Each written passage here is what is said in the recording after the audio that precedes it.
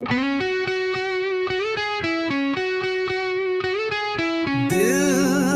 क्यों है मेरा परेशान, जैसे कोई एहसान मिला जो तू, फिर क्यों है ये गुमसुम सा।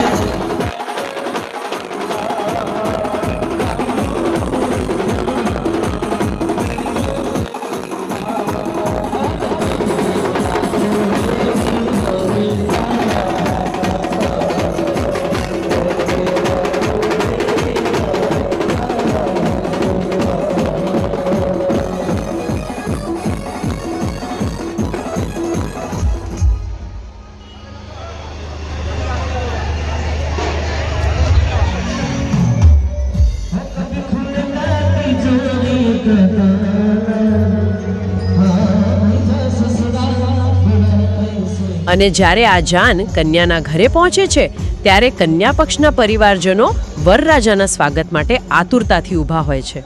હા, આ બે પક્ષોનું સામસામ હોવું એ બહુ જ સુંદર દૃશ્ય હોય છે. જનૈયાઓ એક તરફ ભેગા હોય છે.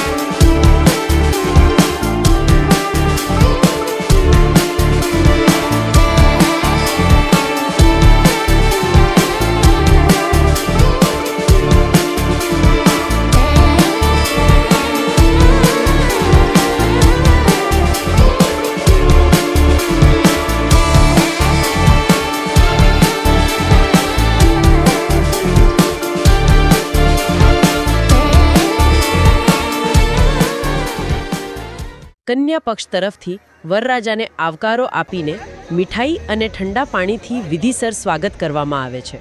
આ સ્વાગત માત્ર મહેમાન ગતિ નથી.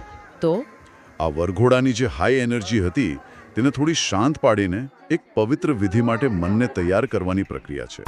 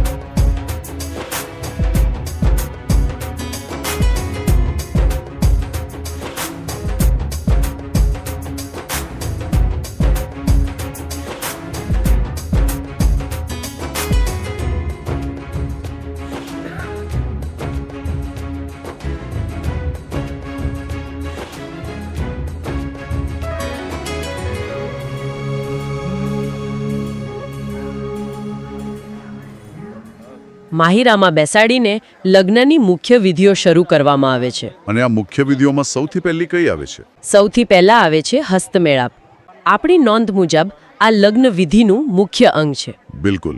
આને પાણી ગ્રહણ પણ કહે છે. હા, કન્યાના માતા પિતા પોતાની પુત્રીનો હાથ વરરાજાના હાથમાં સોંપે છે અને વરરાજા તેનો સ્વીકાર કરે છે. આપણી માહિતીમાં બહુ જ સુંદર વર્ણન છે કે આ વિધિથી વરઘોડિયાના દેહમાં ઝણઝણાટી જાગે છે. આ ઝણઝણાટી એ આત્મીયતા પ્રગટવાનો અહેસાસ છે. સાચી વાત છે.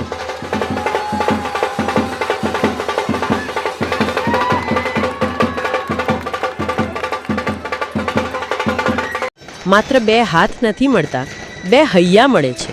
સાથોસાથ જનૈયા અને માંડવિયાના મન પણ આનંદ અને ઉલ્લાસથી નાચી ઉઠે છે. આ ક્ષણનો ઇમોશનલ ભાર બહુ જ વધારે હોય છે.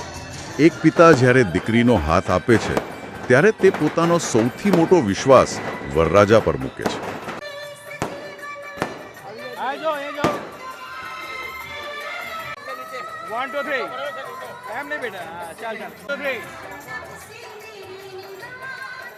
અને ત્યાર પછી વારો આવે છે વરમાળાનો. આપણે સામાન્ય રીતે જોઈએ છીએ કે ફૂલના હારથી અરસપરસનું સ્વાગત થાય છે. दिल क्यों है मेरा परेशान, जैसे कोई एहसान मिला जो तू फिर क्यों है ये गुमसुम सा,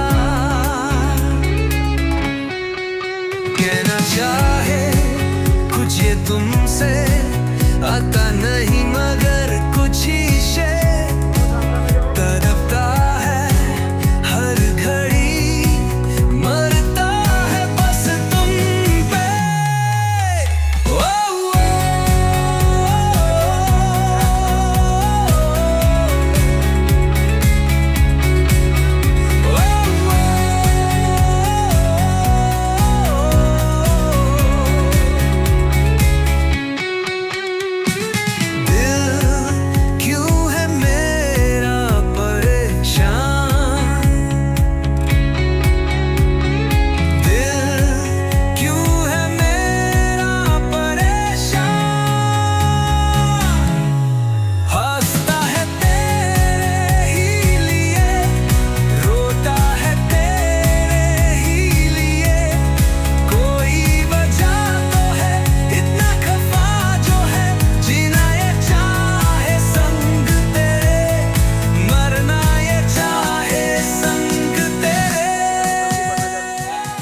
આ વિધિઓ પછી માંડવે એક બીજું અદ્ભુત મિલન થાય છે.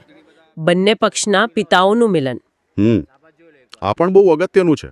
ગોર મહારાજ બંને પિતાઓને માંડવે બેસાડીને 7 પેઢીના સંબંધોની સમજ આપે છે. 7 પેઢી, વિચાર કરો. આ માત્ર બે વ્યક્તિઓનું નહીં પણ બે વંશનું જોડાણ છે. અને ત્યારબાદ બંને પિતા એકબીજાને ભેટીને એવો ભાવ પ્રગટ કરે છે કે આજથી આપણે સંબંધી થયા. આ ભાવ સાથે આગળની વિધિ શરૂ થાય છે. હા, અને પછી આવે છે કન્યાદાન. કન્યાના માતા પિતા માંડવે બેસીને વર વધુને આશીર્વાદ આપે છે અને અત્યંત ભાવનાત્મક રીતે કન્યાદાન કરે છે.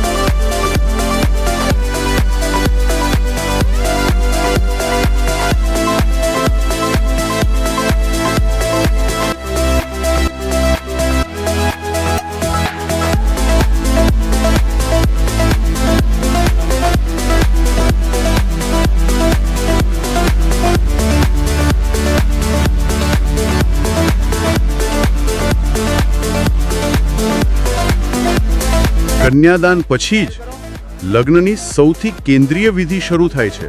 મંગળ ફેરા.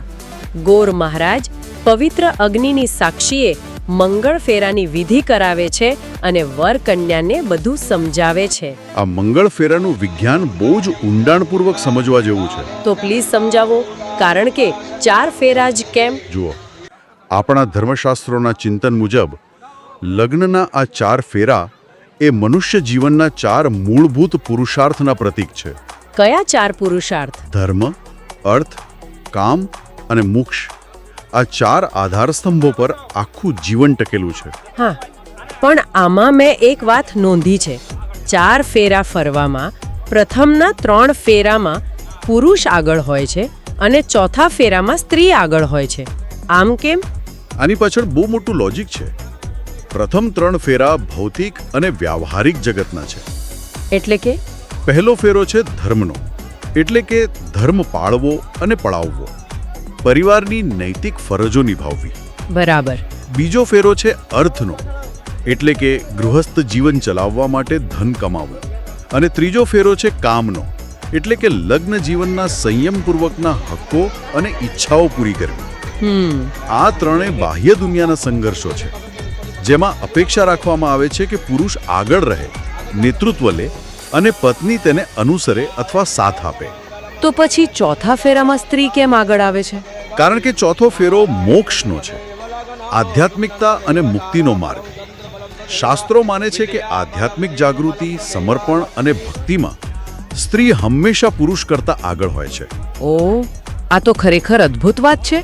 હા, એટલે મોક્ષના માર્ગ પર પરિવારને આગળ લઈ જવાની જવાબદારી સ્ત્રીની છે. ત્યાં તે નેતૃત્વ કરે છે. આ વિગતો જાણ્યા પછી મંગળ ફેરા તરફ જોવાનો મારો દૃષ્ટિકોણ જ બદલાઈ ગયો છે. સાચી વાત છે. ફેરા પૂરા થયા પછી બ્રાહ્મણ નવદંપતીને આશીર્વાદ આપતા શ્લોકો બોલે છે, જેને મંગલાષ્ટક કહેવાય છે. હા, 8 અષ્ટકો દ્વારા તેમના દાંપત્ય જીવન માટે મંગળ કામનાઓ કરવામાં આવે છે કે તેમનું જીવન સરળ, સફળ અને પ્રસન્ન નીવડે. અને ત્યારબાદ આવે છે સપ્તપદી, એટલે કે 7 પગલાં. સપ્તપદી વિના લગ્ન અધૂરા ગણાય. હા, બ્રાહ્મણ આ શ્લોકો બોલતા હોય છે અને તેના દ્વારા વર કન્યા અરસપરસ 7 પ્રતિજ્ઞાઓ લે છે. એકબીજાને વફાદાર અને સહાયભૂત થવાના વચન આપે છે. તો આ બધાનો સાચો અર્થ શું છે? સાચો અર્થ એ છે કે આ કોઈ ઔપચારિકતા નથી. શાસ્ત્રોક્ત રીતે જોઈએ તો જ્યાં સુધી સપ્તપદીની વિધિ પૂર્ણ ન થાય ત્યાં સુધી કન્યાને પરણેતર નહીં પણ કુંવારી જ માનવામાં આવે છે. એટલે કે આ 7 પગલાં ભરાય પછી જ કન્યા દુલ્હા રાજાનો પોતાના પતિ તરીકે સ્વીકાર કરે છે. એક્ઝેક્ટલી. આ એક કાનૂની અને ધાર્મિક મોહર છે. આપણી પાસે જે માહિતી છે તેમાં આખા પ્રસંગને એક બહુ જ મોટો દરજ્જો આપવામાં આવ્યો છે. તેમાં લખ્યું છે કે વર-વધુ માટે આ પ્રસંગ નવજીવનના મહાયજ્ઞ સમાન છે. મહાયજ્ઞ એટલા માટે કારણ કે તેમાં પોતાના અહંકારની આહુતિ આપવાની હોય છે. અને બીજા શબ્દોમાં કહીએ તો સ્ત્રી અને પુરુષ માટે લગ્ન સંબંધનું જોડાણ એ તેમનો બીજો જન્મ હોય છે. હા, બીજો જન્મ. બીજો જન્મ શા માટે? કારણ કે તમે તમારી અગાઉની મુક્ત જિંદગી છોડીને એક જવાબદાર જીવનમાં પ્રવેશો છો, જેમાં પુરુષે અને સ્ત્રીએ એકબીજાના વ્યક્તિત્વને સમજી જાણીને પરસ્પર પ્રેમ દ્વારા ફરજો પાર પાડવાની હોય છે. અને આ જવાબદારીઓ પાછળ હિન્દુ ધર્મશાસ્ત્રોનો એક બહુ જ મોટો હેતુ છુપાયેલો છે, જે મેં આપણી નોંધમાં વાંચ્યો. કયો હેતુ? તે હેતુ માત્ર એક સાથે રહેવાનો નથી, પણ મનુષ્યના 6 આંતરિક શત્રુઓને હરાવવાનો છે, જેને ષડ રિપુઓ કહેવાય છે. હા, આ બહુ જ ડીપ ફિલોસોફી છે. કામ, ક્રોધ, લોભ, મોહ, મદ અને મત્સર. કામ એટલે વાસના, ક્રોધ એટલે ગુસ્સો, લોભ, મોહ, મદ એટલે અહંકાર અને મત્સર એટલે ઈર્ષા. આ શત્રુઓ સાથે લગ્નનો શું સંબંધ? સંબંધ બહુ સીધો છે. જ્યારે તમે એકલા હો છો ત્યારે તમને કોઈ ટોકવાવાળું નથી હોતું, પણ જાણે બે વ્યક્તિઓ સાથે રહે છે ત્યારે ઘર્ષણ થવાનું જ છે. સાચી વાત છે. ગુસ્સો પણ આવે અને અહંકાર પણ ટકરાય. બરાબર. લગ્ન જીવન એક એવું ક્ષેત્ર છે જ્યાં તમે ભાગી નથી શકતા. તમારે રોજિંદા જીવનમાં આ શત્રુઓનો સામનો કરવો પડે છે અને તેને કાબૂમાં રાખતા શીખવું પડે છે. એટલે કે ધીરજ અને જતો કરવાની ભાવના કેળવવી પડે. હા, આ રીતે ષડરિપુઓને હરાવીને પ્રેમ અને સંતોષ પ્રાપ્ત કરવાનો આ માર્ગ છે, જેથી જીવ શુદ્ધ થાય, ઋણમુક્ત બને અને પરમપદના પંથે ચાલી શકે. આ તો ખરેખર અદ્ભુત વાત છે. આ ગહન અભ્યાસનું સમાપન કરતા આપણે ચોક્કસ સહમત થઈ શકીએ કે કોળી પટેલ સમાજના લગ્ન એ માત્ર બે વ્યક્તિઓનું જોડાણ નથી. બિલકુલ નથી. તે બે પરિવારોનું, પરંપરાઓનું અને આધ્યાત્મિક જાગૃતિનું એક અદ્ભુત મિલન છે. એક એવો પ્રસંગ જેમાં ડીજેના ધબકારાનો જેટલો અવાજ છે એટલો જ રણકાર વૈદિક મંત્રોનો પણ છે. બંને પોતપોતાની જગ્યાએ એક મહત્વપૂર્ણ કામ કરે છે. અને આખી ચર્ચા સાંભળ્યા પછી આ એક બહુ મહત્વપૂર્ણ પ્રશ્ન ઊભો કરે છે. કયો પ્રશ્ન? આપણે હંમેશા લગ્નને બે વ્યક્તિઓ વચ્ચેના રોમાન્સ તરીકે જ જોઈએ છીએ, અને જ્યારે રોમાન્સ ઓછો થાય એટલે સંબંધોમાં તિરાડ પડવા લાગે છે. પરંતુ વિચાર કરો, જો આપણે પ્રાચીન શાસ્ત્રોની જેમ લગ્નને આપણા પોતાના જ આંતરિક શત્રુઓ જેવા કે ક્રોધ અને અહંકાર સામે લડવાના અને આધ્યાત્મિક રીતે વિકસવાના એક સાધન તરીકે જોવાનું શરૂ કરીએ તો શું થાય? જો આપણે લગ્નને એક એવા ટ્રેનિંગ ગ્રાઉન્ડ તરીકે જોઈએ જ્યાં આપણે એક બહેતર ઇન્સાન બનવાનું છે, તો શું આજના સમયમાં આપણા સંબંધોની સમસ્યાઓનો ઉકેલ લાવવાનો આપણો અભિગમ સંપૂર્ણપણે બદલાઈ ન જાય? આ ખરેખર વિચાર માંગી લે દેવો પ્રશ્ન છે. જો આપણે સંબંધોને પોતાના જ ડેવલપમેન્ટના એક રસ્તા તરીકે જોઈએ તો બીજામાં ખામીઓ કાઢવાનું બંધ થઈ જશે. આ એક એવો વિચાર છે જેના પર દરેક શ્રોતાએ પોતાના સ્તરે મનન કરવું જોઈએ. આજના આ ગહન અભ્યાસ માટે આટલું જ. ફરી મળીશું આવી જ કોઈ રસપ્રદ માહિતી સાથે. આવજો. આવજો.